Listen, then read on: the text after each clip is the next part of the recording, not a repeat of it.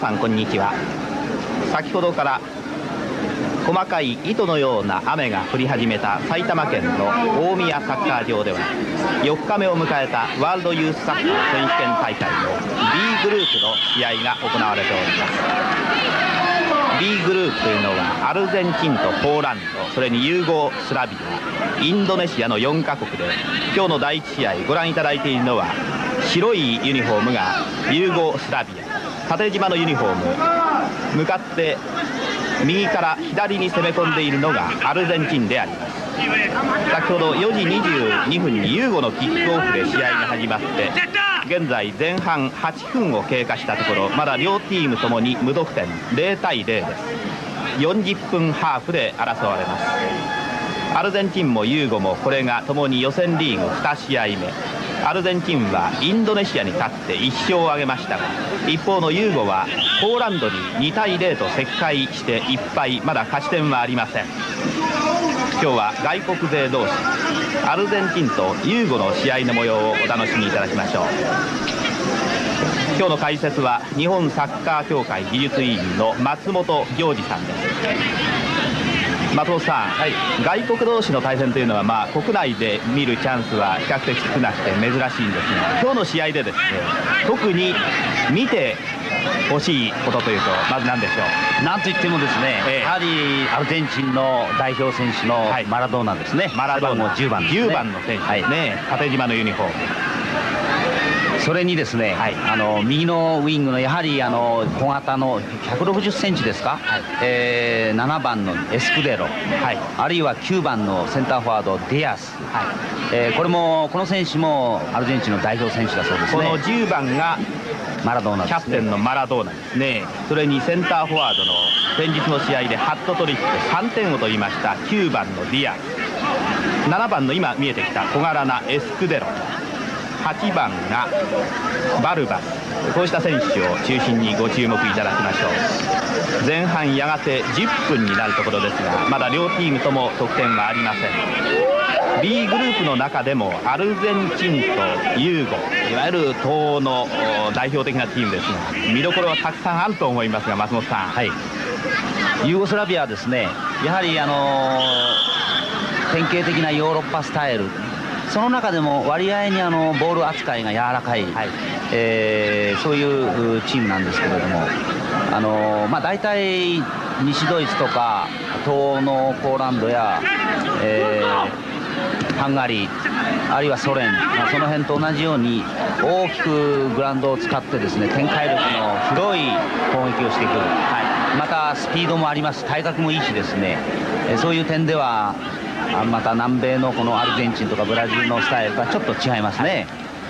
白いユニフォームがそのユーゴスラビア、今攻め込んだ10番がマラドーナ、この人です。16番がユーゴスラビアのバジャレビッチ、いやミトロビッチ、この10番がマラドーナです。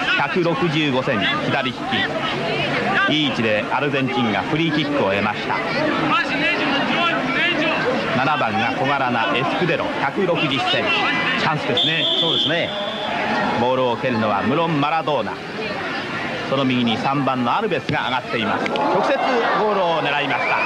ゴールキーパーイブコビッチ、アルゼンチンベンチ、ゴールキーパーのイブコビッチ、192センチ、80キロ、ライトブルーのシャツを着ております。アルゼンチンが再度チャンスをつかみましたが、まだ両チームとも無得点で前半12分になろうというところ。おとといソビエトとハンガリーの外国同士の試合をテレビジョンでご覧いただいたんですが、ソビエトもハンガリーも非常に松本さん大きい選手が揃ってました。大型チームでした。そうですよね。それに比べるとアルゼンチンは大きい人ばかりじゃありませんよね。そうですね。180センチ台は、ゴールキーパーのガルシアが181ですね、ロッシがいますね、そうですね、184、そんなもんですか。そうですね。あとフォワードに11番のカルデロがいますね。そうですね、 1m82、3人ですね。3人ですかね、で逆に 1m60 台が3人いますからね、どちらかといえば小柄なアルゼンチンですね。白いユニフォームがユーゴスラビア、ユーゴの中で、特に注目する選手というとどの辺でしょうかね。やはりトップをやってますですね、4番のですね、はい、ジブコビッチのシュート力、キックの上手い人ですね。今キャプテンマークの、腕にですね巻いておりますね。はい、4番のリブコビッチがキャプテンマークつけてますね。そういえば今日は5番の本来のキャプテンのユリチコが不調でベンチに下がってというかベンチにも入れないでスタンドで見てますからね。なんかさっき監督さんに聞きましたが、第一戦のポーランドの試合であまり良くなかったので、キャプテンはキャプテンだけれども、あまり良くなかったので今日の試合は外していると。そうですか。さっぱりそういうようなこと言ってましたですね。厳しいですね。こちらがそのユーゴのベンチ、監督は徳楽監督。うちのチームはどこといって特徴はない。一番右の人です。お年を召した方。アルゼンチンはいいチームのようだが、うちがどのくらいやるかやってみなければわからない。通訳を通じての会話ですけど、なかなかおとぼけの上手なね、監督さんでしたが、アルゼンチンのチャンス。ユーゴのゴールキーパーはイブコビッチ。アルゼンチンではマラドーナ10番、ディアス9番、この2人の選手を注目いただきましょう。その他にハーフのバルバク8番、スイーパーといいますかリベロといいますかシモン2番、この辺が中心選手。小柄なフォワードのエスクデロが7番の背番号をつけております。世界チャンピオンのファームチーム。ユーゴがシュート。ゴールキーパーはガルシア。ご覧の通りゴールポストの 2,3 メーター左をかすめてユーゴのコーナーキックは前半これが初めて。さあ今度はユーゴがチャンスをつかみかけましたね。そうですね、第一戦ポーランドに2対0で負けましてですね、この試合を惜しいところゴールポストの今度は右。はいどうぞ。この試合を失いますとですね、もう準々決勝ラウンドに進めませんですからね。スローモーションで今のコーナーキック17番ムリナリッチのキックを見てみましょう。ヘディングでうまく合わせたんですがね。いわゆるアーセナルといいますか、アーセナルシュートですね。そうですね、14番ヘディングシュートを試みたのはこの間の試合には出ていませんでしたが、今日最初から登場の舌を噛みそうな名前ですがミロサブリエビッチ。ヘディングシュートは惜しくも外れました。ユーゴのフォワードはオールユーゴのメンバーの一人でもありますチャカリッチという15番が先だっての試合で途中で息が弾みまして監督のトプラクさんがベンチに下げて、今日はさっきコーナーキックを打った17番のムリナリッチがスターティングメンバー登場です。オフサイド。今日は主審がスイスのダイナ、先審がスペインのカスティロと日本の浅見さんです。これがスペインのカスティロ。右から左に攻めるアルゼンチン。ここまでのところアルゼンチンの今日の動きはどうですか、松本さん。そうですね、むしろユーゴの方がですね、非常に積極的にですね、中盤から出足よくボールを取ってですね攻め込んでますね。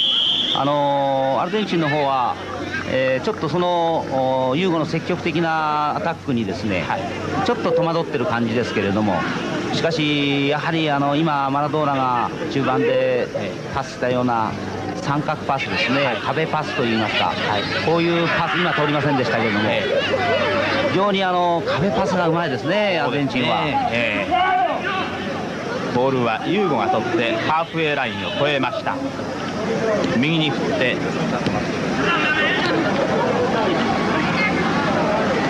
13番はバルガ、フォワードの選手です。センターリング直接ゴールキーパーのガルシアへ。ユーゴの方はこの間ポーランドに惜敗して2対0押していながら負けました。今年のヨーロッパユースでソビエトに次いで2位のチームだけに今日は負けられないという気持ちが強いでしょうからね。そうでしょうね、ヨーロッパの予選ではこのメンバーの中で4人しか出てなかったそうですね。あとは入れ替えて出てきてそうですけど、さあアルゼンチンが突っ込む。ディアスのシュートを担ぎました。クロスバーの上を越えました。背番号9番のディアス、左足で蹴りました。見てみましょう。インドネシアとの試合には3点を取っていわゆるハットトリック。そのディアスが突っ込んでシュートでしたがちょっといけませんでしたね。しかしボールの落下点を読む、その辺の読みは早いですね。アルゼンチンがコーナーキックを得ます。小柄な1メーター60センチの7番のエスクベロ、ショートコーナーです。すぐ13番のバルガがカット。今日はアルゼンチンのパスをよくユーゴがインターセプトしてますね。非常に積極的にですね、集中して最初からですね、なかなか果敢にアタックしてますね。ゴールキーパーはイブコビッチ。アルゼンチンは第1戦にインドネシアと当たって前半で5対0と勝負を決めました。今日が2試合目。ユーゴのゴールキーパーイブコビッチ。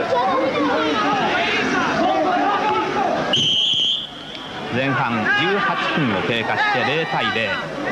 おとといの第1戦と比べて両チームとなんか違ったところありますか？そうですね、やはり第1戦の時にはもう少しスピードがあったような気がするんですけれども、ちょっとまだ様子を見てるのかもしれませんけれども、1日置いて今日2試合目、中盤でちょっとスローダウンしますね。第1戦の時には思いっきり中盤からですねスピードを上げてそのままゴール前へ走り込んでましたけれども、今日はちょっと中盤でスローダウンして、そしてフィニッシュにかけてスピードを上げるというような感じしますね。右から左へ攻めるアルゼンチン、またインターセプトした白いユニフォームのユーゴスラビア。両チームともご覧の通り無得点で19分経過、前半です。3番のバルガ、8番がグデリ。今度はアルゼンチン、今の壁パスですね。この辺はユーゴとアルゼンチンと比べますとアルゼンチンの方が正確ですね。さあ右にバルガが待っています。3番がバルガ、左足を飛ばしてのシュート。フルバックに当たりました。ユーゴは積極的ですね。そうですね、今のところシュートの数はユーゴの方が多いですね。アルゼンチンが上がります。ハーフウェイラインを越えました。右に回してリナルディ、そして3番がアルベス。中央にディアスが上がる。ディアスが中央で待っている。そのディアスへパスが通りません。ゴールラインを割りました。浅見選手がコーナーキックを示しております。右からのコーナーキック。アルゼンチンボールを入れるエスクデロ。コーナーは大体この人が蹴るようですね。そうですね。ちょうど20分を経過しました。危ないところユーゴピンチを逃れました。ちょっと危なかったですね。ギリギリからですね返しましたね。バルガ、これは主審の笛。今日の主審はスイスのダイナさん。18番シャプリッチ。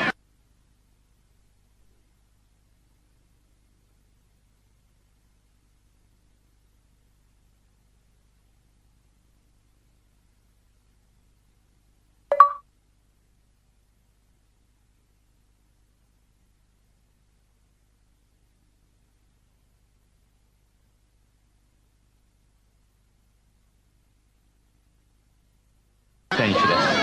ご覧の通り前半を経過しました。20分。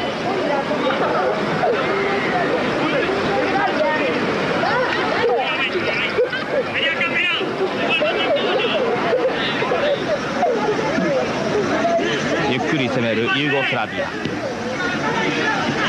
18番のチャプリッチからボールが左に回りました。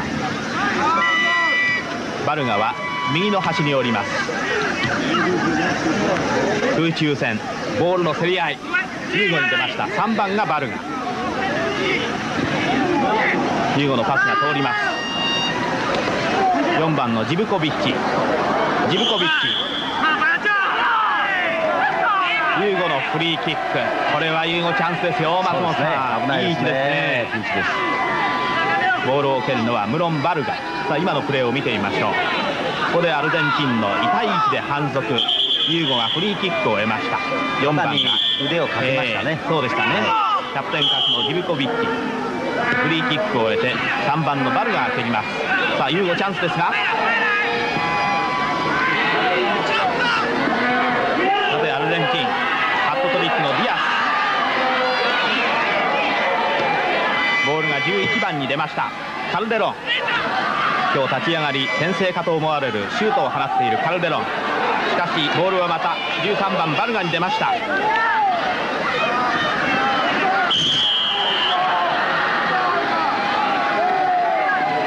オフサイド。先進のスペインのカスティロ、今までのところですね、はい、アルゼンチンはやはりまだパスで崩していくという感じを受けますね、はい、むしろ個人技がドリブルに非常に特徴があるんですけれども、まだまだドリブルは出していませんね。まだずっとこのところ、パスを中心に展開を広く崩していこうと、おそらくそのうちに個人のドリブルが出てくるとまたちょっと変化が出てきて面白いんじゃないかと思いますけれども。マラドーナがボールを持ちます。11番がカルデロン、オフサイド。さてディアス、オフサイド。浅見さんの旗が上がっていました。オフサイド。しかしやはりディアス、カルデロン、外側から中へ回り込んできて、オフサイドですね。そうです。はい、しかしこの辺の動き方はですね、やはりうまいですね。怖いですね。シュートを打ったのはインドネシア戦に3点を取ったディアス。ゴールキーパーはイブコビッチ。ということは松本さん、アルゼンチンが今のところどちらかといえばユーゴのペースのサッカーをしている、そんな感じがありますか？そうですね、まだ様子を見ながらですね、ただやはりゴール前はスッとやはりですね、急所をついてきますからね、ユーゴのバックもですね油断できませんね。ですからむしろ余裕を持ってキーパーへパスしたり、クリアランスなんかも早めにですねはっきりとコーナーへ出したり外側へ出したりしてますね。アルゼンチンの場合は本当にどんな点の取り方をするか楽しみですよね。そうです。さっきのフリーキックにしてもですね、いろんなフリーキックを持ってますからね。ユーゴがチャンスを得ました。ご覧の位置でのフリーキック。4番がキャプテン格のジブコビッチ。直接ゴールを狙いましたがクロスバーのはるかに上。狙いとしてはどうなんでしょうね。カーブをさしてボールをもっと曲げようと思ったんでしょうけれども、フリーキックはほとんど今のキャプテン、今日のキャプテンリブコビッチが蹴ります。ユーゴ24分を過ぎました前半。ご覧のようにまだ両チームともに無得点。ユーゴは第1戦のポーランド戦前半を0対0でむしろ押し気味だったんですが、後半1点を取られ試合終了間際に1点を追加され2対0で第1戦を失っております。しかしユーゴが押してますね今日もね。そうですね、さあまたユーゴチャンス。右から3番のヤンコビッチが上がる。ましたね。フルバックのヤンコビッチがセンタリング、ゴールラインをそのまま越えました。その前にオフサイドか。ゴールフリーキックと変わります。この3番のヤンコビッチのオーバーラップがですね非常に効いてますね。シュート力がありますよね。3番の左のバックから上がったヤンコビッチがシュートを打ちましたがゴールラインを割りました。前半15分を経過して残り15分であります。去年ワールドカップに優勝したアルゼンチン。前半25分を経過して残り15分。メノッティ監督がこのユースも率いて日本に乗り込んできておりまして、そのメノッティ監督の指揮ぶり、あるいは再三松本さんのお話に出ますスターのスーパースターのキャプテン10番のマラドーナとか、フォワードの9番のディアスとか7番のエスクデロとか、こうした選手の存在がありまして、エスクデロ、激しい競り合いです。ジェストロフキー、ジェロフスキーがスイーパーですね、ユーゴのね、ユーゴの7番がジェロフスキースイーパー、そして小柄なアルゼンチンのエスクデロ。し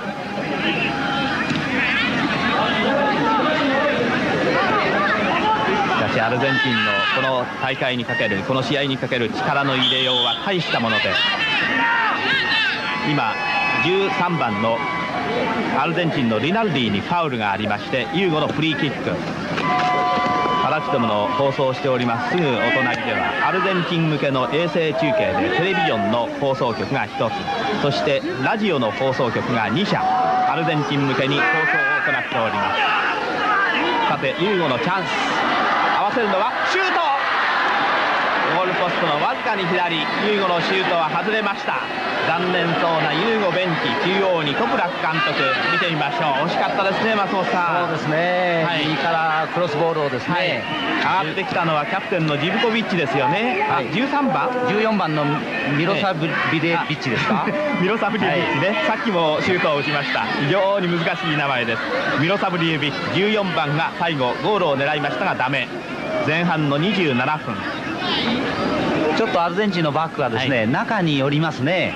両サイドを少し開けますね。もう少し外側にマークをきっちりしとかないとですね、今のようなボールがこれからもまだ出てくるんじゃないですかね。はい、ゴールキーパーイブコビッチ。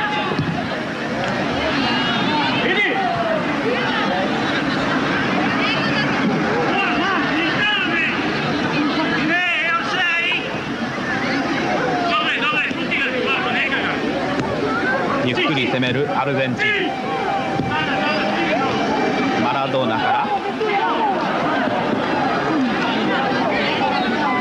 リナルドですか。リナルディ、はい、13番にボールが出ました。そしてこの一手スローインはユーゴスラビア。3番のヤンコビッチがボールを入れます。この人13番がバルガ、10番がアルゼンチンのマラドーナ。マラドーナがボールをキープ、ボールコントロールがいい、うまい。3番のアルベス、1人かわしてアルベスがセンターリング、しかしインターセプト。ヘディングでつなぎました。バルガからボールが左に出ました。14番のミロサブリエビッチ、左がムリナリッチ、17番センターリング、13番バルガ。バルガがドリブル、直接ゴールを狙いました。ワンバウンドでガルシアを抑えました。狙い悪かったですね。そうですね。ヒヤッとしましたアルゼンチンのゴールキーパーのガルシア。40分ハーフの前半です。29分を経過。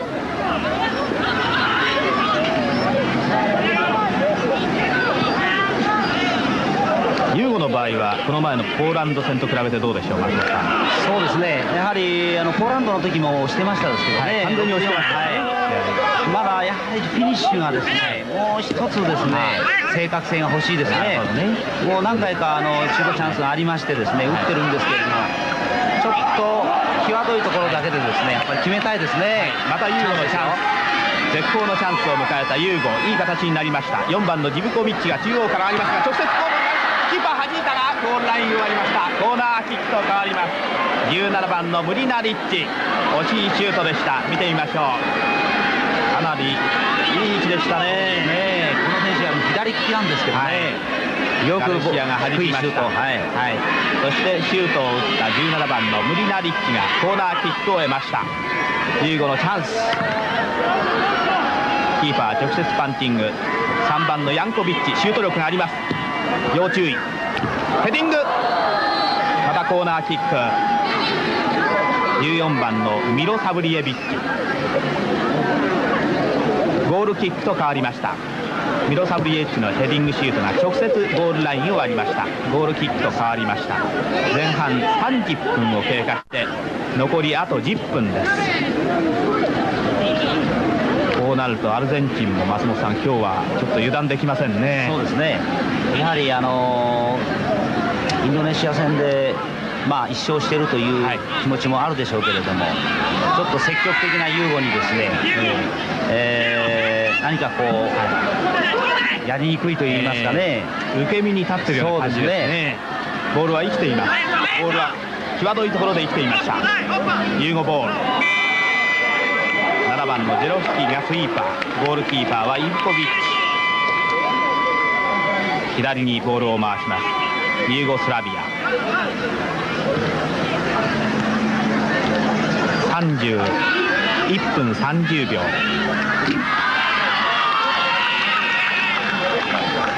17番がムリナリッチ。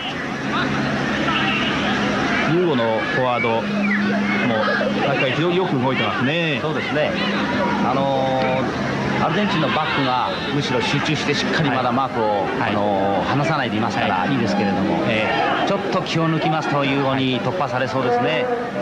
むしろまたアルゼンチンのディアスもですね、ユーゴの、ババレビッチ、ババレビッチ10番、10番ね、非常によく疲れてですね、ちょっと手を焼いてますね。そうですね、ババレビッチというのはこの前の試合には前の方にいたんですが、この人はゲームメーカーですね、今日は。そうですね、ストッパーでですね、ディアスを抑えてますね。ディアスを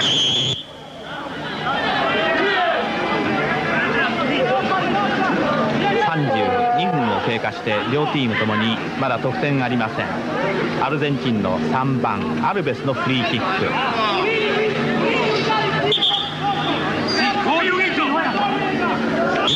アルゼンチンは第1戦でインドネシアを5対0と下して大勝しました。それも前半で5点取りました。ディアスが3点、キャプテンのマラドーナが2点取りました。そのアルゼンチンが今日はユーゴを相手に前半苦戦です。苦しい試合を続けております。久々にアルゼンチンチャンス。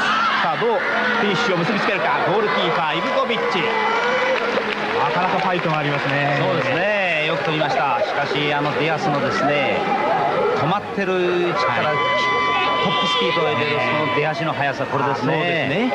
素晴らしい脚力をしてますね。スローモーションでお分かりいただけたかと思うんですが、ゴール前の詰めという点ではアルゼンチンは怖いものを持ってますね。そうですね。体はそれほど大きくないんですけどね、このマラドーナ。9番がマラドーナ、165センチです。依然としてアルゼンチンボール。ロシ6番、エスクデロ160センチ。さあいいカバーですね。そうですね、7番のジェロフスキーですか、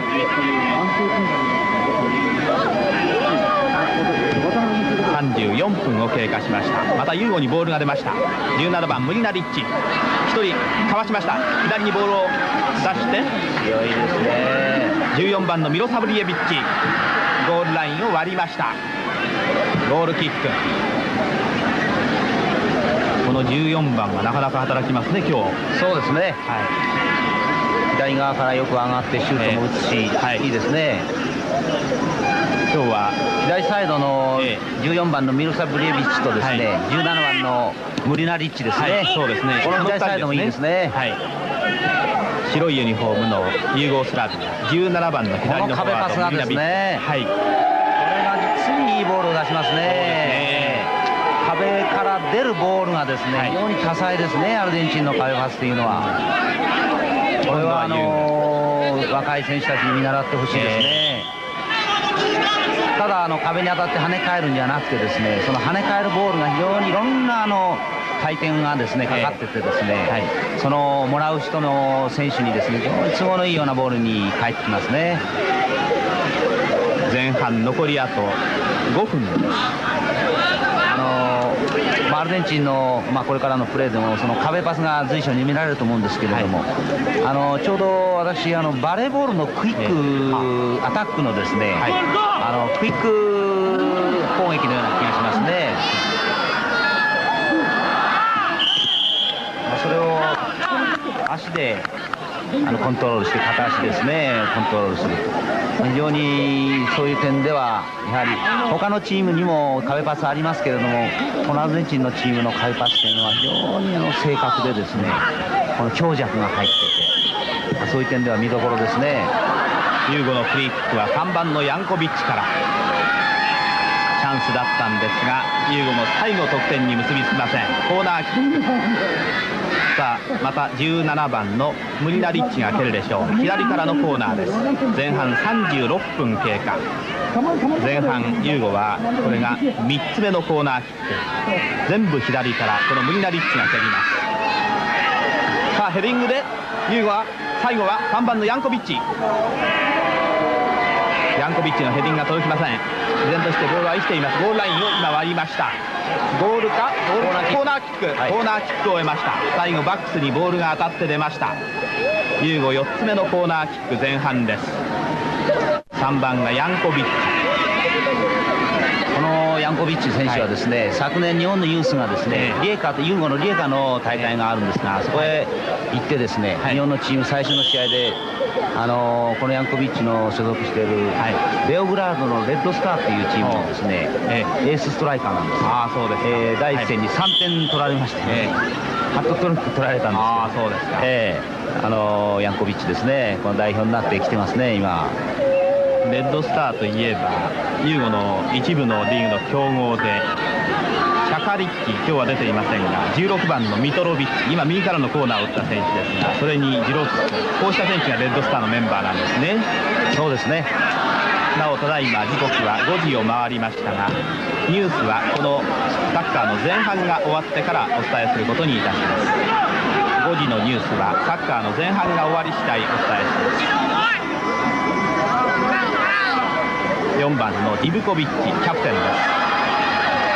ヘディングで合わせる、最後は13番が飛び込む、アルゼンチンバックかろうってクリア。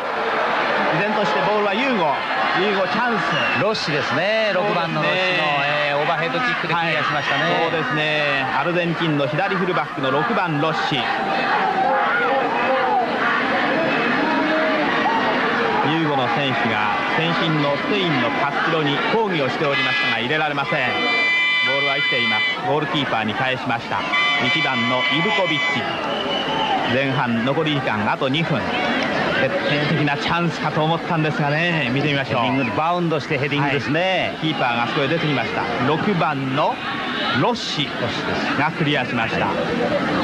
危なかったですね。ライン上でしたね、本当にね。しかしいいプレーでした。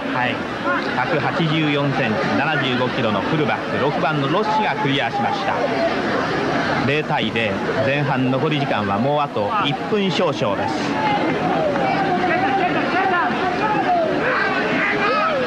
アルゼンチンボール、左からディアスが上がります。左からディアス、そして10番のマラドーナがいたんですが、そこにボールが渡らずアルゼンチン、前半残り1分を切りましたが、依然としてユーゴ押し気味。さあユーゴ最後のチャンスになるか。マラドーナボールをカット。アルゼンチン、マラドーナ独走、ハーフウェイラインを越えました。3人とかわしました。左にボールを出すディアスがいる。ゴールキーパー突っ込む。ディアスと絡む。危ないところ、ゴールキーパーがここまで出ました。手は使えません。このドリブルで逃れました。マラドーナのドリブルの、まさにスーパースターのドリブルが今になりましたね。もう本当にアルゼンチン陣内からですからね。さてユーゴがボールを奪い返しました。もうあと手元の時計で残り時間は20秒を切っております。アルゼンチンボール、ファウル。アルゼンチンの選手が倒れました。フルバックのアルベス、背番号3番です。今日の主審はスイスのナイナ。時計を見ましたが、ここで前半終了ですね。そうです。前半40分ハーフの前半を終わりました。0対0、アルゼンチンもユーゴスラビアも無得点、得点を挙げることができず前半を終わりました。それにしてもこのアルゼンチンがユーゴに前半はかなり押されていました。第1戦インドネシアに5対0と快勝したアルゼンチン、ポーランドに2対0と負けたユーゴに前半苦戦しながらも得点なく、両チーム無得点で前半を終わりました。それではここで3分間ニュースをお伝えいたします。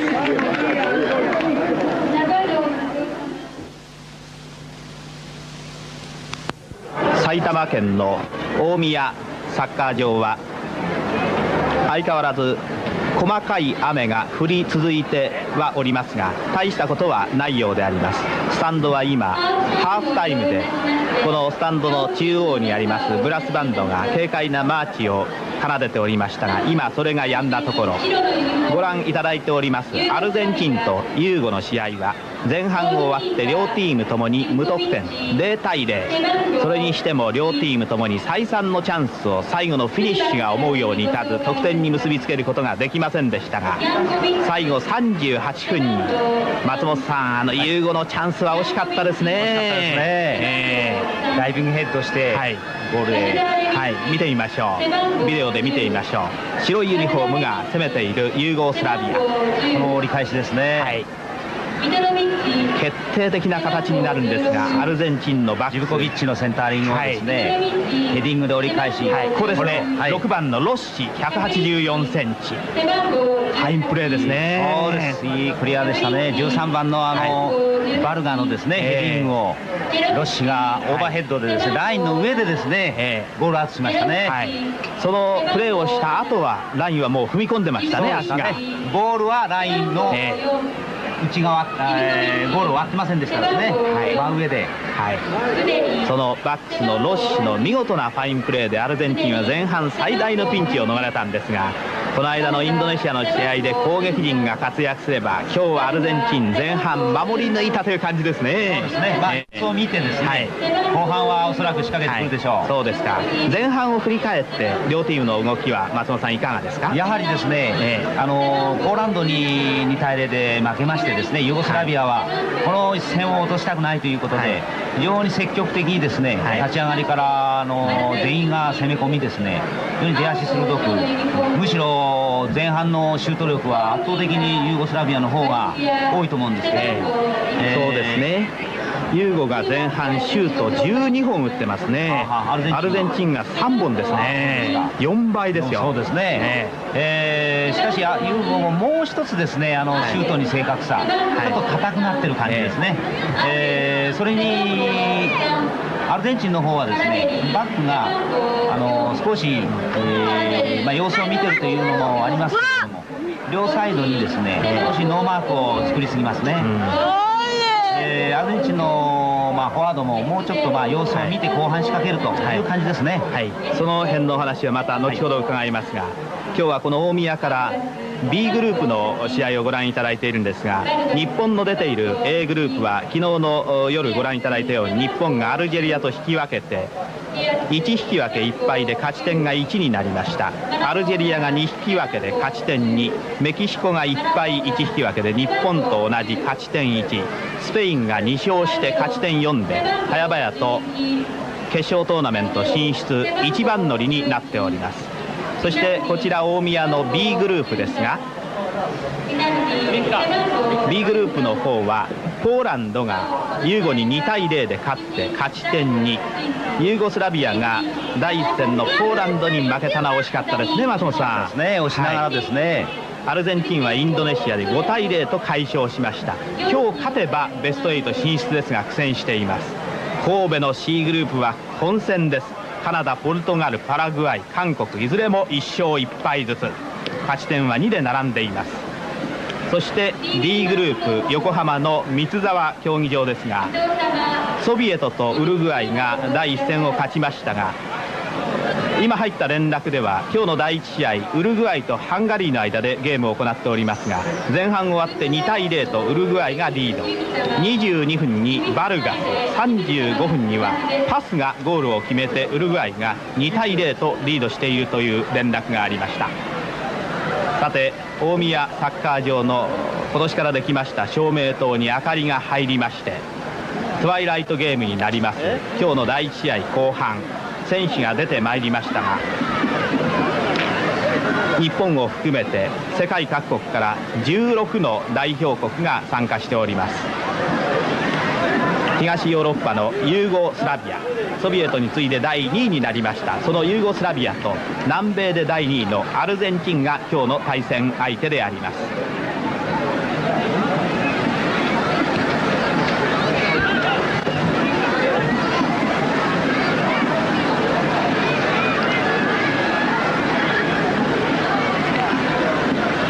アルゼンチンは南米の予選でウルグアイに次いで第2位で今大会に出場しております。そのアルゼンチン対ユーゴスラビア、後半に入る前一つメンバーをご紹介することにいたしましょう。白いユニフォームのユーゴスラビア、ゴールキーパーがイブコビッチ、バックスが再三画面に登場してくる3番のヤンコビッチ、シュート力もあります。年齢が今年の8月1日現在で20歳以下16歳以上というのが出場資格。バジャレビッチ、ミトロビッチ、チャプリッチ。7番がジュロフスキー、4番がジブコビッチ、フォワードが8番のグレリ、13番のバルガ、14番のミロサブリエビッチがハーフだと思うんですが、今日はよく上がってまいりまして再三ゴールを脅かしております。左のフォワード17番のムリナリッチも大活躍をしております。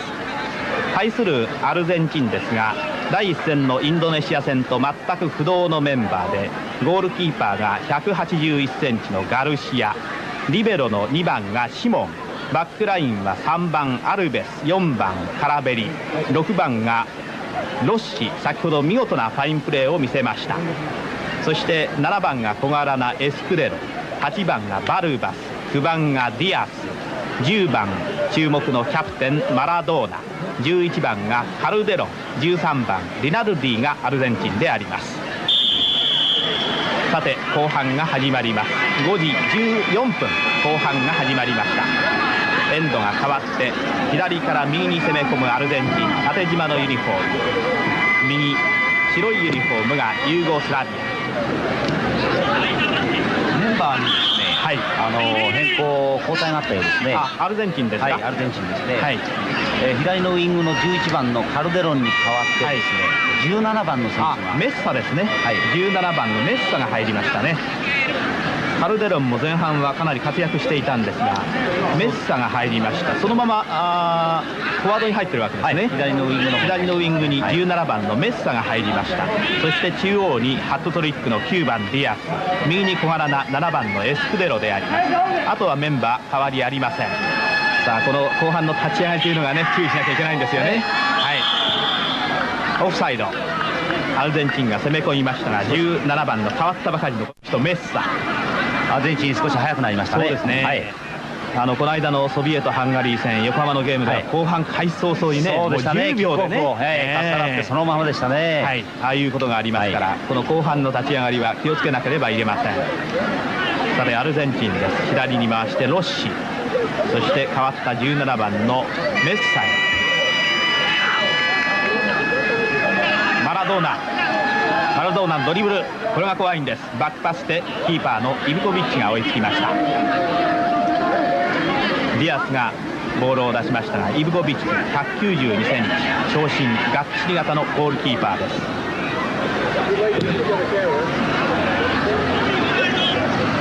小雨が上がりまして、照明灯に火が入って明るくなりました大宮サッカー場。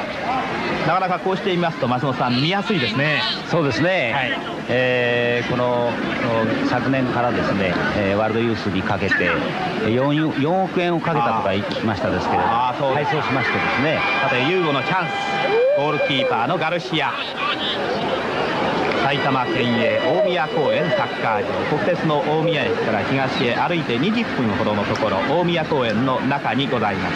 ユーゴスラビアの監督がですね、非常にこの競技場を褒めてました、ね。そうですか。はい、はい、話でもスタンドで見るファンにとっては非常に見やすい、いかにもそのサッカー専用の競技場ですからね。はい、そうです。東京オリンピックでも使われましたが、その後65年と71年のアジアデュースに使われた競技場がこの大会に備えて大幅に改装して、照明灯ができてスタンドに1席が増え、電光掲示板もでき、1万5000収容のスタンドが拡張されました。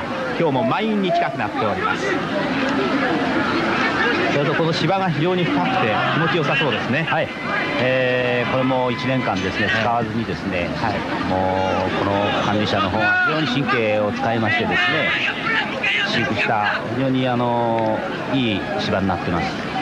その大宮サッカー場で、埼玉県営サッカー場で B グループの4日目第1試合のアルゼンチンとユーゴの試合が行われており、ゴールを入れるカラベリ、白いユニフォームがユーゴ。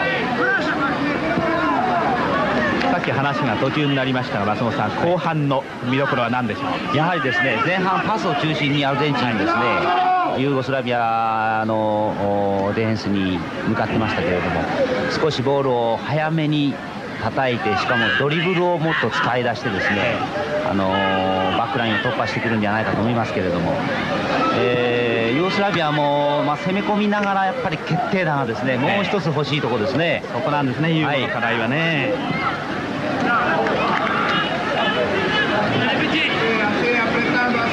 しかしアルゼンチンはやはり1勝してるだけですね、何か気持ちの上でもかなり余裕を持ってる感じしますね。その辺ユーゴはちょっと焦りが若干感じられる感じしますね。アルゼンチンがセンターリング。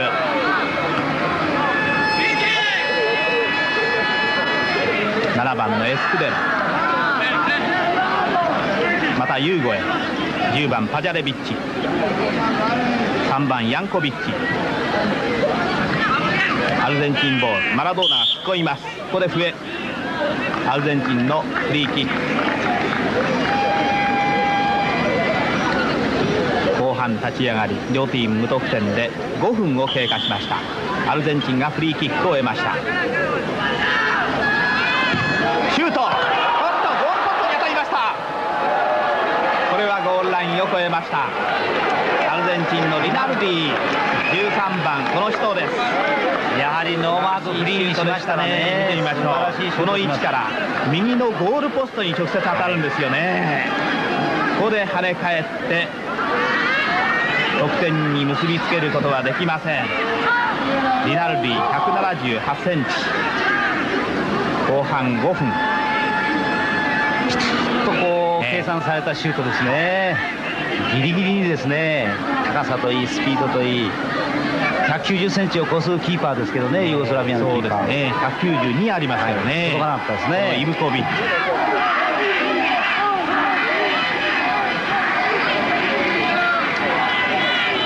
アルゼンチンのキーパーはガルシア。ス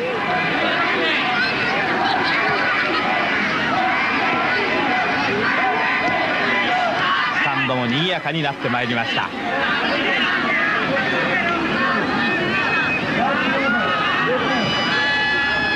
っき見えたのはユーゴの応援団。アルゼンチンの方もそこかしこで盛んに声援を送ってますね。そうですね。なんか150人ぐらい観光を兼ねて応援団が来てるそうですね。試合の始まる前のアルゼンチンベンチはもう選手の数をはるかに上回る応援団関係者がいましたもんね。囲まれてましたですね。こ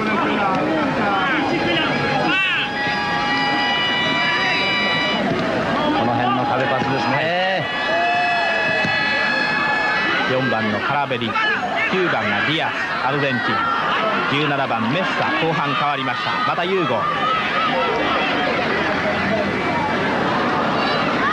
ボール。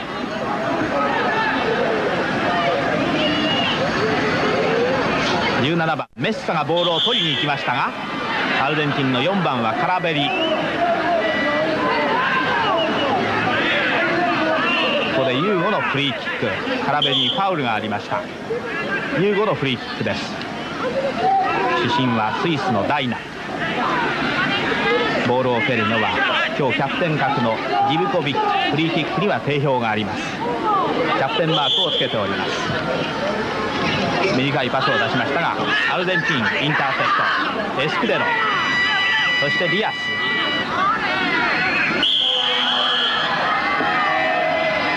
またアルゼンチンのフリーキック。リナンディが転倒しております。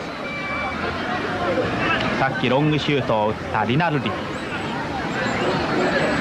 小柄なエスクデロ。アルゼンチン攻め込む。マラドーナキャプテン、1人かわしました。ロングシュート。マラドーナ直接打ちましたね。そうですね。この辺ももう一つパスをというところをですね、非常に意表を尽くすシュート、見てみましょう。この位置です。そうですね。非常に意表のつく意外性のあるシュートでいいですね。したがって前半にもご紹介したんですが、アルゼンチンがどうやって点を取るかというのはね。そうですね。それが見どころですね。いいボールが出ましたね。マラドーナボールを追います。背番号10番ドリブルでかわします。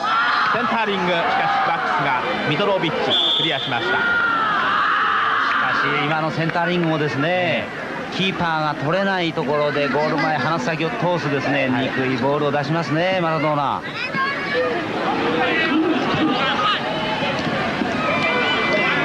ゴールキーパーガルシア、アルゼンチンの背番号10番小柄な選手ですが、マラドーナの動きをご注目いただきましょう。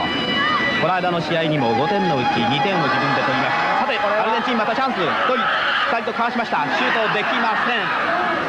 バルバスがボールを持ち込んでチャンスだったんですが、ディアスですね。ディアスですね、そのディアスが3点取ったんですね、この間。しかしディアスの3点もみんなマラドーナ絡んでましたよね。一つのパターンですね。したがって今日もマラドーナにどうボールが出るか、そしてマラドーナがそのボールをどう処理するかですね。ディアスというのは9番です。9番の選手も注目していただきましょう。このチームからディアスの9番、10番のマラドーナ、2番のシモンですか、これらの選手3人はナショナルチームの一員だそうですね。代表チームのメンバーだそうですね。もう日本から見ますと地球の裏側にあたります、タンゴで昔から日本にも馴染みの深いアルゼンチンですが、サッカーの方がユースの南米予選ウルグアイに次いで第2位。しかしながら今大会で最も注目を集めているチームと言ってよろしいでしょう、アルゼンチン。ユーゴの17番がムリナリッチ。この辺のセンタリングをですね、ピタッとコースを抑えてですね、絶対中へ返させませんね。いいスイーパーですね。そのスイーパーのシモンもナショナルチームのメンバーです。今の位置でボールを入れました。ユーゴのスローイン。後半10分を経過しました。ユーゴボール。ミロサブリエビッチ。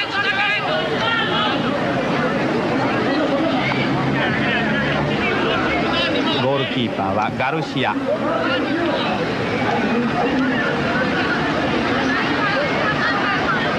アルゼンチンの攻撃、6番のロッシ。長い縦パスが出ました。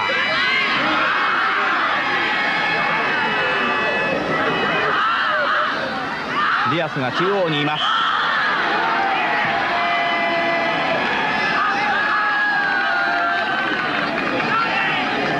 これフリーキックですね、アルゼンチン。足を引っ掛けましたね。ここはいい位置ですね。そろそろ激しさが出てきただけにですね、ギリギリのところ、やはりファウルも多くなってきますね。メッサです。後半出場のメッサ、短いパスを送りました。今のは3番のアルベス、直接ゴール狙ったんですかね。そうですね。この蹴り方もですね、よく見ますとですね、つま先でカーブをかけてるんですね。つま先でトーキックのようにしてボールを回転させてですね、コースを変えるというシュートでしたね。ボールキックはイブコビッチ。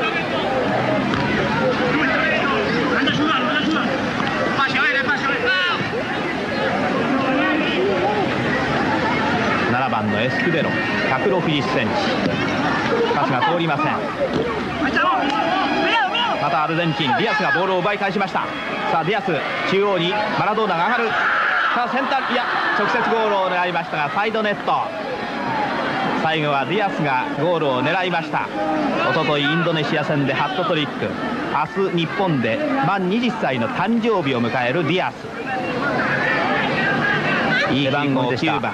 そうですね。しかしですね、ちょっと最後右足で蹴りたいところですね。彼は左利きですからね。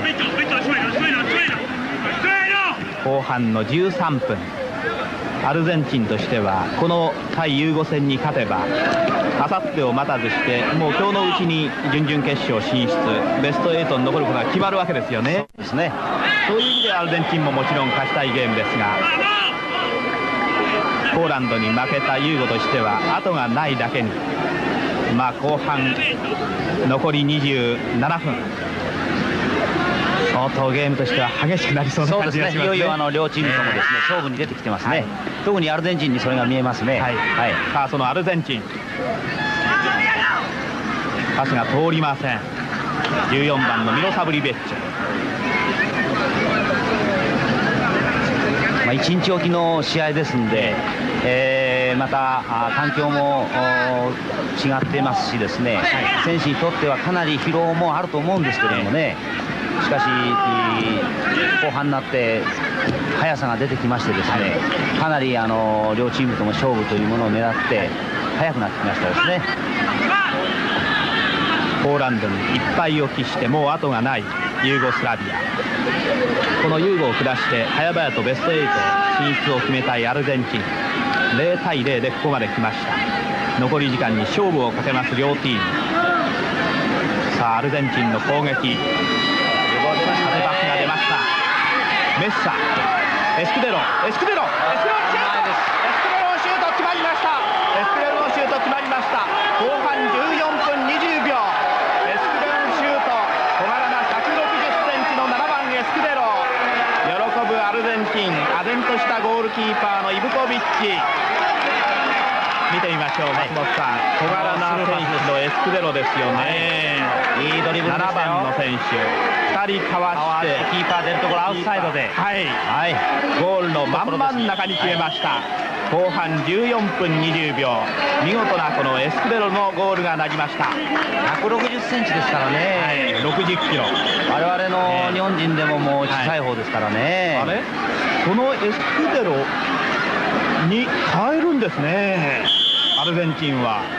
なるほど。選手の交代で今16番の選手が入ってきましたが、出たのはエスクデロですね、今ゴールインした。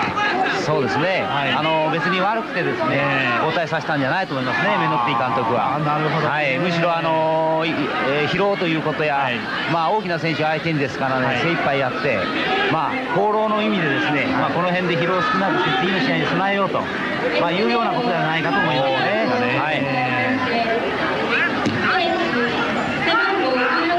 今場内アナウンスで紹介がありましたように、代わって16番のトレスが入りました。フォワードの選手ですから、そのままエスクデロの位置に入るものと思われます。16番のトレス、決してですね、小さな選手というのは、それなりの特徴があるんですけれども、当たって跳ね返ったりですね、競り合ったりすると飛ばされるのも大きいんですね。ディアスのシュートですね。したがってですね、やはりプレーしての大きな選手よりも非常に後のですね、そういう疲労感とか衝撃が大きいことはありますね。今のディアスのシュートを見てみましょう。キーパーの正面でした。イブコビッチもいい反応を見せました。アルゼンチンのカラベリが倒れていましたが、大したことはないようです。ボールはアルゼンチン陣内、13番のバルガ。ユーゴはゆっくり攻めます。17番ムリナリッチ、左のウイング。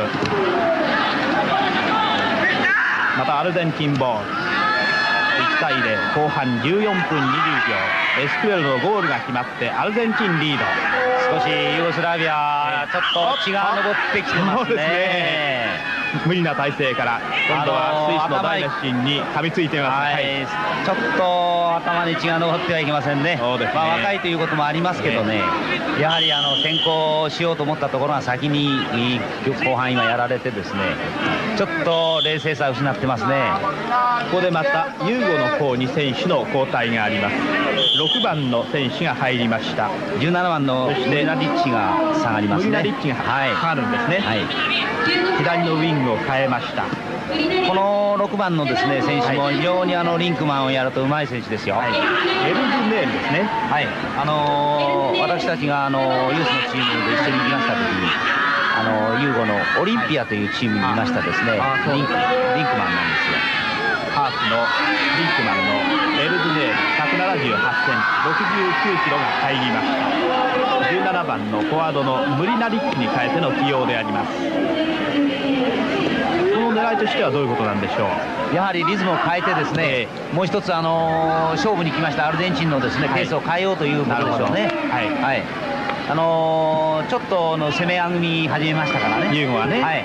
でユーゴはですね、やはりずっと前半から見てますとですね、シュートは遠くから打って、あるいはまあヘディングなんかの際どいところありますけど、やはりアルゼンチンのシュートに比べてですね、大体同じような形のシュートが多いですね。やはりアルゼンチンのシュートは、ロングシュートがポストに当たったりですね、カーブさせてシュートしてみたり、トーキックでですね、あるいは今のようにドリブルでキーパーの出てくる懐をですね、ちょっとした空間をついてですね、転がし込んだりですね、非常にシュートにこの妙味があると言いますか、いろんな多彩なですね、やっぱりシュートのタイミングを持ってますね。この辺が今ユースの段階でユーゴもこれから将来伸びていく選手たちですから、またそれぞれそういうことを体験し覚えていくでしょうけれども、現時点ではやはりアルゼンチンの選手の方がそういう多彩なシュートの技を持ってますね。またアルゼンチンがボールを持ちました。ハーフウェイラインを越えて攻め込みます。この攻め込んだ後に今松本さんご指摘の意外性があるわけですよね。そうです、ディアス9番、そしてですね、やはりアルゼンチンのこのチームはいわゆる南米のこの狭い範囲でですね、こういうことを持つようなそういうプレーも少ないですね。そうですか。やはりメノッティ監督のですね、徹底したやはりサッカーでいわゆる思想といいますか、そういうものがよくにじみ出てる気がしますね。トータルサッカーとか、計算されたサッカーってそうですね。メンバーの編成を見てもですね、もう体格の大小にかかわらずですね、それぞれ特徴を持った選手をですね、配してますね。バラエティに富んでるんですね。それから選手が非常に周りを見るこの視野の広さ、特に広角的なですね、目を持ってますね。よくサッカーの言葉で戦術眼というようなことをね、言いますが、そうです、常に流れてますからですね、相手のポジションも変わるし、味方の選手も変わるわけですね。ボールの位置も変わる、そういうことをもう瞬間瞬間常に周りの状況を見ている。その見た状況を記憶していく、その頭の良さというのもアルゼンチンの選手にありますね。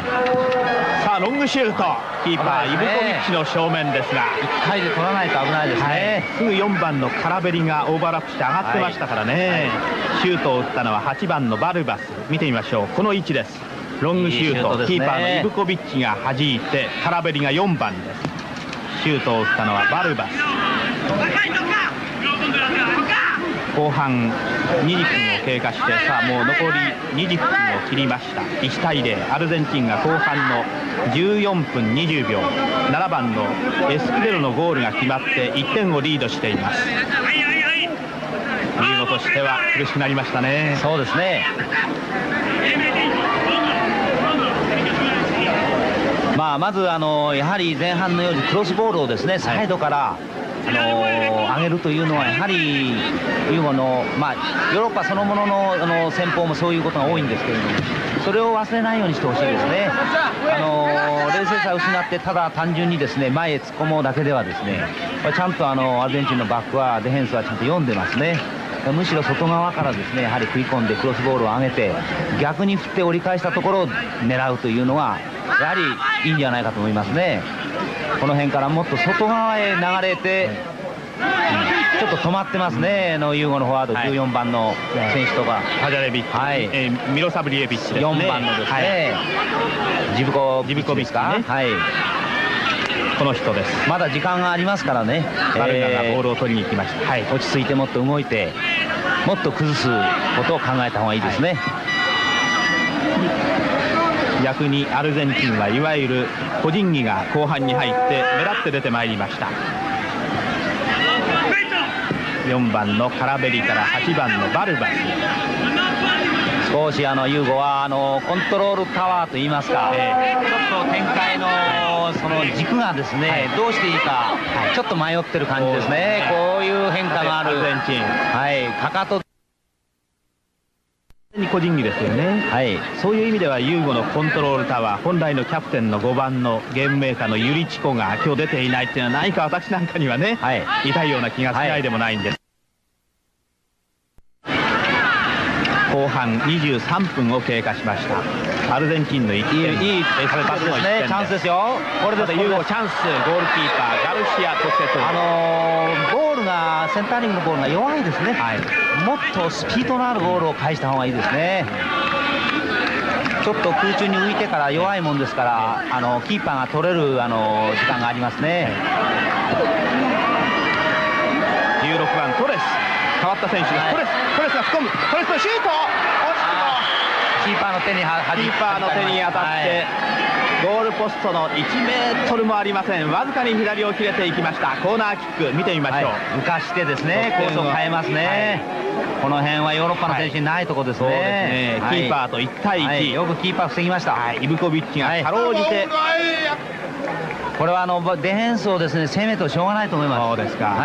相手の技の方がですね意表をつく浮かしたリフティングのボールでですねドリブルしてくる選手の方が勝ったですね。アルゼンチンのコーナーキック。しかし今トレスがシュートを打ちました。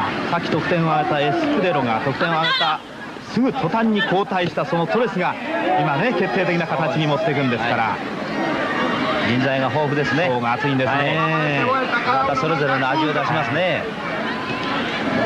メノッティ監督として次のスペインのワールドカップの選手をこのユースで選んでいるというね話もありますから、そうでしょう。4年後のですね、アルゼンチン16番またトレス1人かわしました。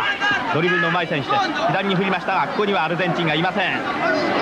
このパスはアルゼンチンにはちょっと納得いかないパスでした。今身を乗り出したのがメノッティ監督、今年40歳です。去年のワールドカップの優勝監督、スペインのワールドカップに備えて今年はユースを率いて日本にやってきました。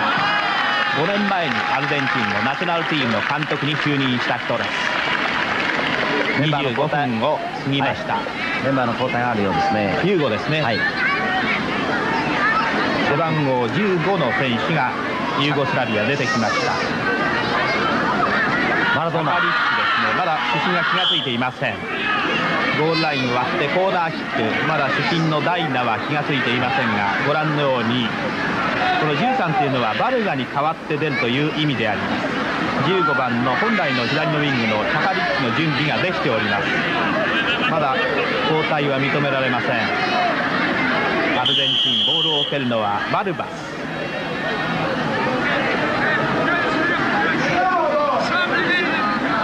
さてここでユーゴの選手がようやく変わります。13番のバルガが出てきました。代わって15番のチャカリッチが入りました。15番のチャカリッチが入りました。チャカリッチというのはおとといの第1戦にスターティングメンバーに出ていた選手です。そうですね。なかなか鋭い選手です。そうでしたね。今のところポジションはフォワードじゃなくて右のフルバックをやっておりますね。そうですね。後で交代するかもしれない。惜しいですね。今のヘディングも。マラドーナ背番号10番アルゼンチン。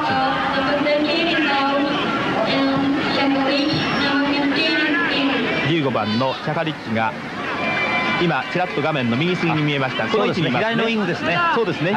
出ましたね。左のウイング本来の位置に戻りました。チャカリッチというのもいわゆるレッドスターのスタープレーヤーの一人なんですね。非常に力強いですね。ロングシュート力もありますね。ここでアルゼンチンマラドーナからボールが出ました。向こう側のタッチラインを割っております。攻め方ですね。ユーゴも前へ前へと攻め込んでる。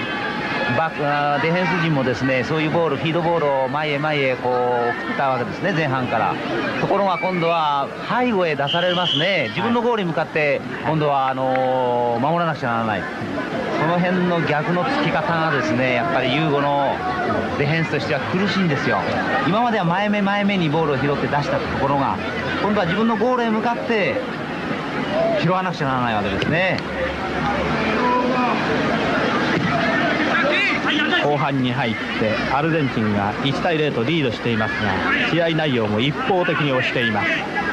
ユーゴはなかなかチャンスをつかむことができません。この辺まではいいんですがフィニッシュのプレーがなくてね松本さん、後半ユーゴはシュートが1本もありませんね。前半は12本ユーゴアルゼンチン3本で4倍もシュートを打ったユーゴですが後半はアルゼンチンが7本うち1本ゴール決まっています。ユーゴはシュートが全くありません。フォローがないですね。欲しいですね。ボールは行っています。さあシュートを打つことはまたできません。これもシュートを打てません。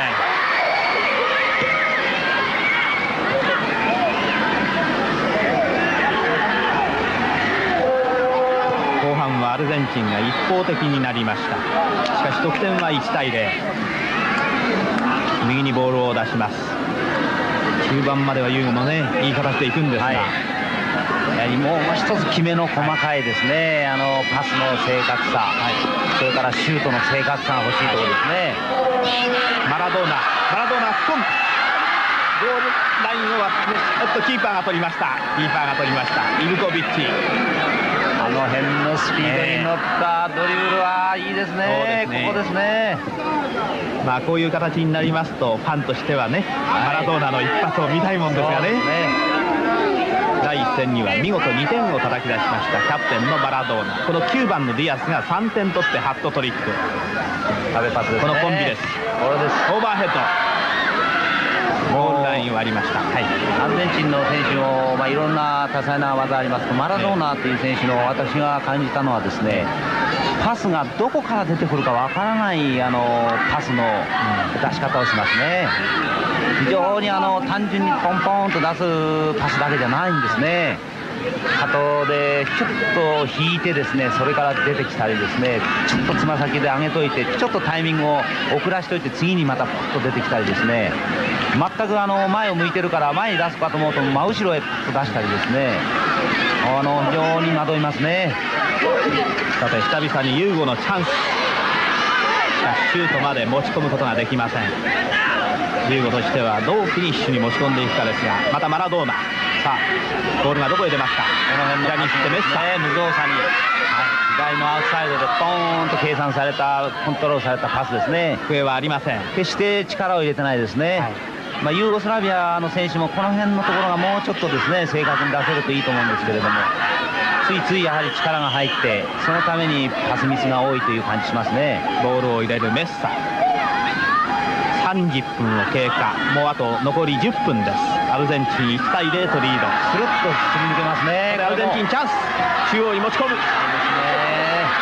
シュート、左足を飛ばしてもう余裕を持ってワントラップしてですね、あれほど食い込まれてはしょうがないですね。ディアスの左足得意のシュートをもう一度見てみましょう。この右の位置にディアスがいます。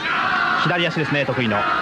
そうですね、ダイレクトでも良かったですね。そうですか。この辺余裕でしょう。第1戦ハットトリック、ハットトリックというのはサッカーの場合1つのゲームで3点以上叩き出すことですが、3点取りましたディアス。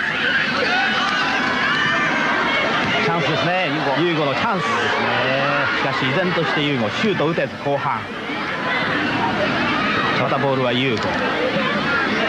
動きにですねちょっと疲労が見えてテンポが同じようになりましたね、ユーゴの。またマラドーナへ出ます。キャプテンマークをつけています。ハーフウェイラインを越えました。そしてディアスにボールが渡るかどうか。右にディアスが上がっていきます。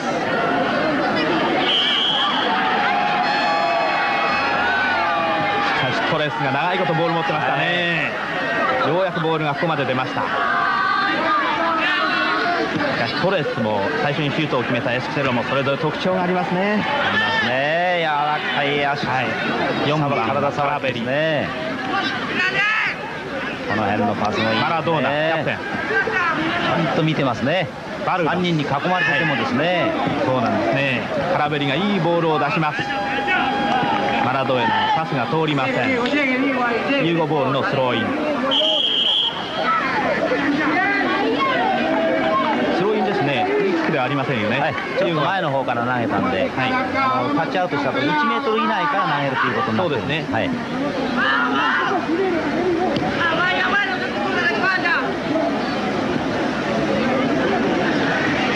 33分を経過しました後半。マラドーナ、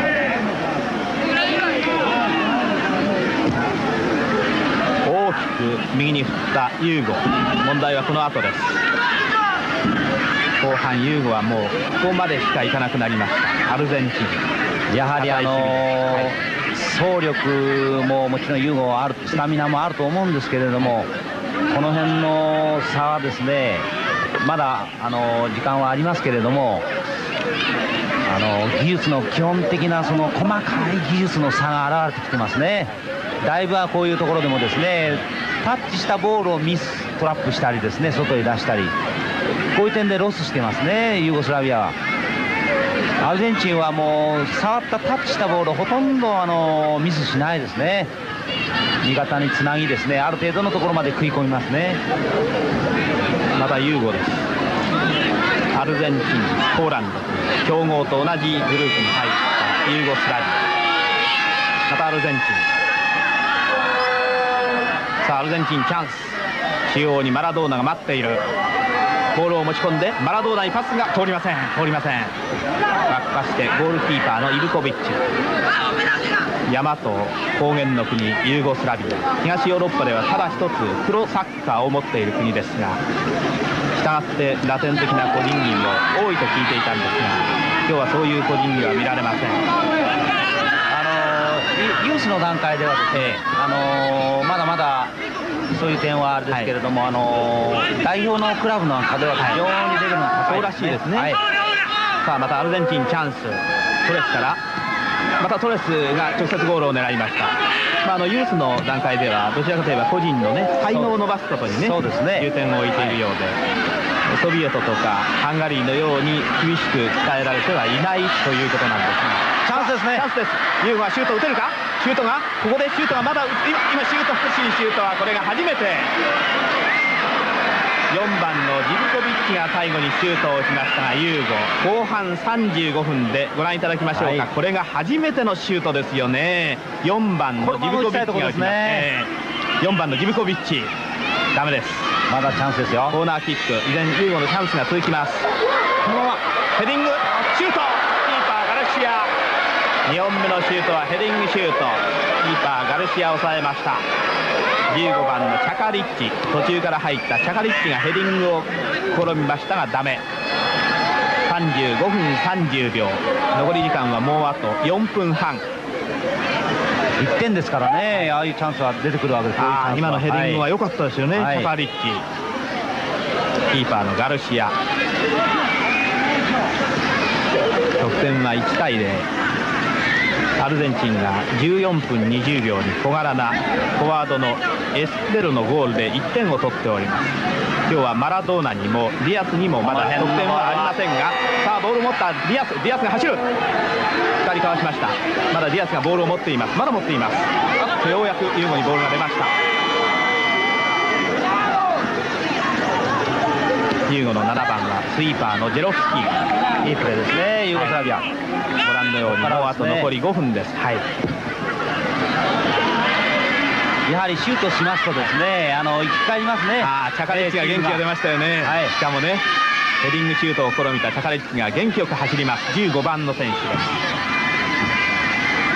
拾い出しましたよ、ユーゴも。もうあと残り3分です。1点ですからね、この辺からチャンス作れそうですね。の1点。アルゼンチンがこの1点を守りきるか。打つガルシアの真正面。チャカリッチが張り切っております。見てみましょう。左足を飛ばしてキーパーのガルシアの真正面を襲いました。ユーゴ後半3本目のシュート。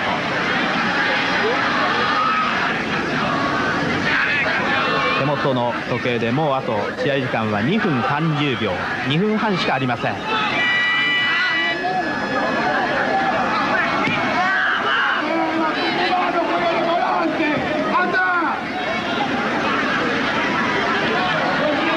いいパスですね。ユーゴは持ち込みます。ユーゴいいチャンス。これがチャカリッチ。さあシュートが狙えるか。思い切ってシュート、ダメ。狙いとしては悪くありませんね。15番のチャカリッチ、途中から出場したフォワード。見てみましょう。昨日はゲームの途中で一昨日ですか、息が弾んでね、呼吸が切れて困難になってしまったんで、退場したというチャカリッチですが、右足を飛ばしてゴールを狙いましたがダメ。これが後半ユーゴ4本目のシュート。そのうち2本変わったチャカリッチが打ってますよね。やはりメンバーチェンジ成功ですね。ちょっとユーゴの、リズムが良くなってきましたね。さあここでアルゼンチン変わったトレス。キーパー大丈夫ですかね。これキーパー飛び出した。大丈夫か。ゴール前がいなくなりました。おっと浅いところ、かろうじてフルバック。最後はャプリッチですね。18番のチャプリッチがかろうじてクリアしました。ユーゴは危ないところでした。アルゼンチン決定的なチャンス。イブコビッチが飛び出してゴールがお留守になりました。最後ボールを蹴り出したのはフルバックのチャプリッチ、この人です。もうあと時計は1分と少ししかありません。さあアルゼンチンがまたボールを取りに行きます。ユーゴはボールを取れません。残り時間がもうあと1分。1対0、アルゼンチンリード。14分20秒にフォワードエスクレロの得点が両チームを通じてただ一つの得点。ユーゴボール、アルゼンチン陣内、時間がもったいない。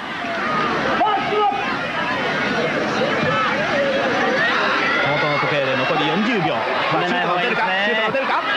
アルゼンチンにボールが出ました。ないですね、今なんかも、はい、コース空いたと思ったんでしょうけど、そのままダイレクトで打ちたかったですね。15ボール、スローイン、時間がありません。3番のヤンコビッチ、またアルゼンチンボール。もうあと時間は2、30秒。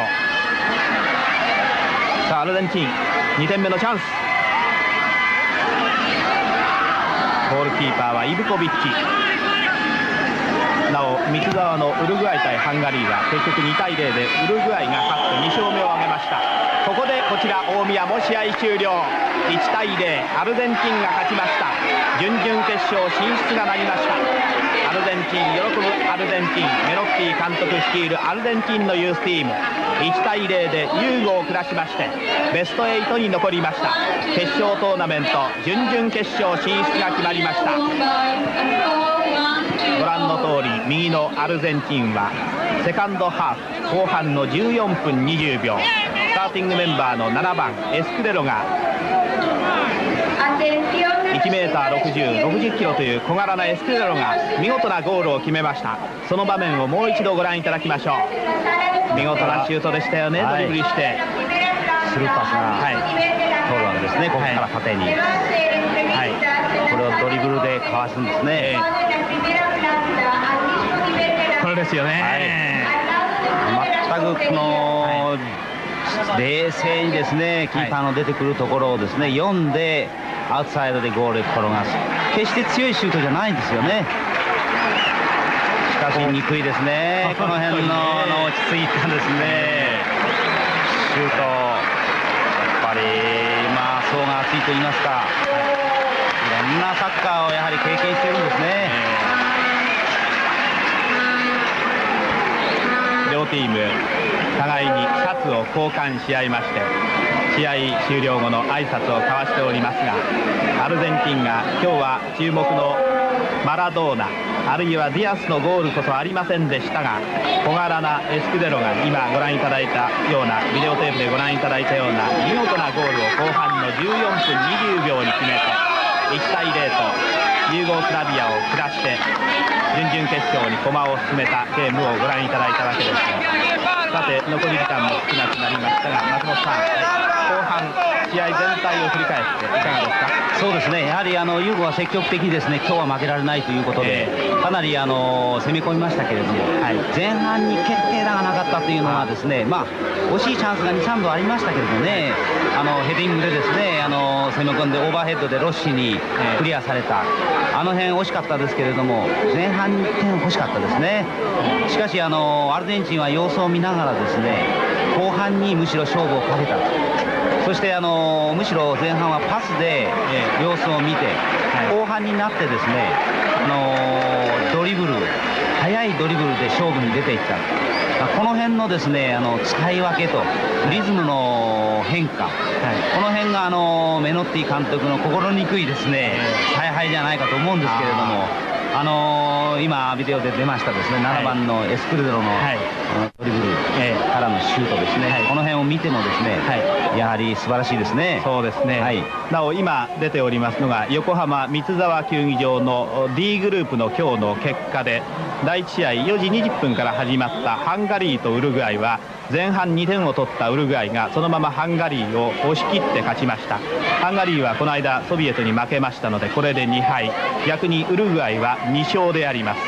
これでウルグアイがこのグループでも準々決勝に出てくるわけですね。そうですね。ウルグアイ、ソ連優勝候補ですね。そうですね、はい、そして今日この後7時から三沢ではギニアとソビエトの第2試合が行われることになっております。こちら大宮サッカー場では第1試合ご覧いただいたようにアルゼンチンが1対0でユーゴを下して、これでアルゼンチンが2勝0敗、勝ち点が4です。ユーゴの方は勝ちがなく負けが2つで勝ち点0、アルゼンチンのベスト8進出が決まったわけですね。はい、そうですね。やはり、はい、アルゼンチンの選手は非常に試合上手といいますか、やはり、ナショナル選手をですね、代表選手を3人用意してますからね、やはり洗練されたサッカーできますね。アルゼンチンも優勝を狙ってるんじゃないでしょうか。おとといご紹介したソビエトが実は一昨年のユースの第1回のチュニジア大会のチャンピオンで優勝チームで、今大会も当然優勝候補、その実力を持っているわけですが、そのソビエトに対抗するもう一つの優勝候補としてアルゼンチンの名がもう高くなってきましたね。そうですね。ヨーロッパスタイルのソ連代